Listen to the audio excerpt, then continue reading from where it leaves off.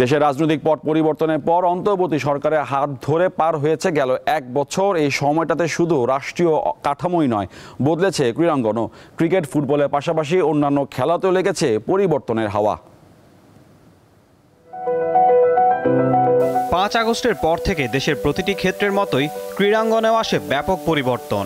কয়েক ধাপে বদল হয়েছে 198টি ক্রীড়া স্থাপনার নাম।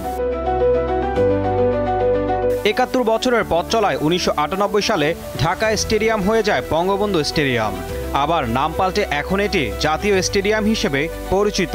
দীর্ঘ সংস্কারের পর এবছর সেই মাঠে ফিরেছে ফুটবল।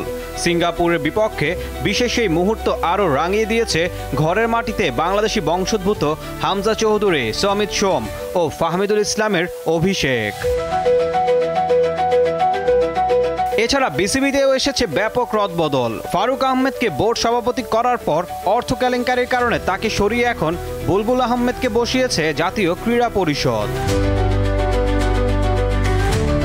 যুব ও ক্রীড়া মন্ত্রণালয়ের উদ্যোগে গৃহীত তারুণ্যের উৎসব এক বিশাল পদক্ষেপ, যা দেশের ক্রীড়াঙ্গনে নতুন প্রাণ সঞ্চার করেছে।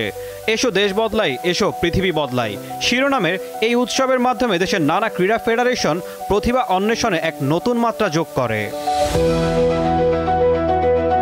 ফেডারেশন সংখ্যা কমিয়ে 55 থেকে 52তেও নামিয়ে আনা হয়েছে।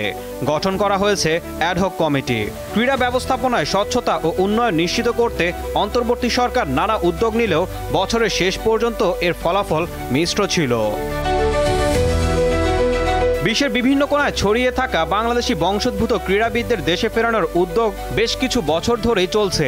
এরই ধারাবাহিকতায় গত এপ্রিলে বিভিন্ন ফেডারেশনে চিঠি পাঠায় জাতীয় ক্রীড়া পরিষদ। বিশেষ করে 2026 সালে পাকিস্তানে হতে যাওয়া এসএ গেমসকে সামনে রেখে জাতীয় দলের জন্য প্রবাসী ক্রীড়াবিদদের সন্ধানে এরই মধ্যে কাজ শুরু করেছে বিভিন্ন ফেডারেশন।